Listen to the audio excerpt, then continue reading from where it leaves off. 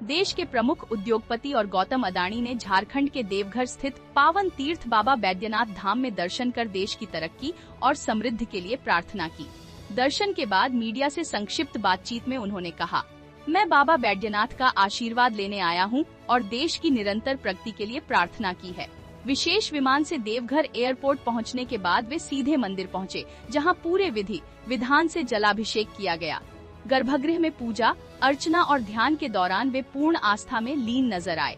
मंदिर परिसर में मौजूद श्रद्धालुओं के लिए यह क्षण विशेष रहा, क्योंकि देश के बड़े इंफ्रास्ट्रक्चर समूह के प्रमुख को आध्यात्मिक भाव में देखना अपने आप में संदेशात्मक था। यह दौरा भले ही सादगी और सुरक्षा के बीच संपन्न हुआ हो, लेकिन इसके निहितार्थ व्यापक माने जा रहे हैं। पूर्वी भारत, विशेषकर झारखंड और बिहार, अब औद्योगिक विकास के नए केंद्र के रूप में उभर रहे हैं। ऐसे समय में बाबा धाम से शुरुआत को प्रतीकात्मक रूप से एक बड़े औद्योगिक विस्तार और निवेश के संकेत के तौर पर देखा जा रहा है। मंदिर से बाहर निकलते समय गौतम अडानी ने हाथ जोड़कर श्रद्धालुओं का अभिवादन किया। उनकी एक झलक पाने के लिए लोगों में उत्साह साफ दिखा।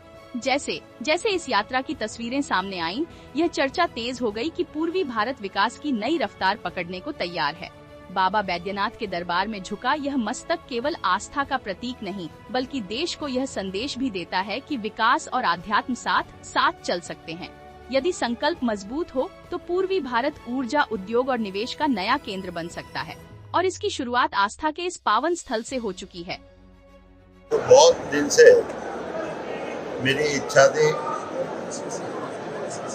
कि बाबा धाम में आके मैं दर्शन करूं, और आज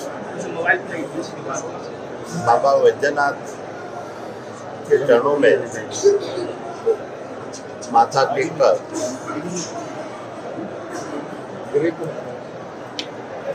एक मन की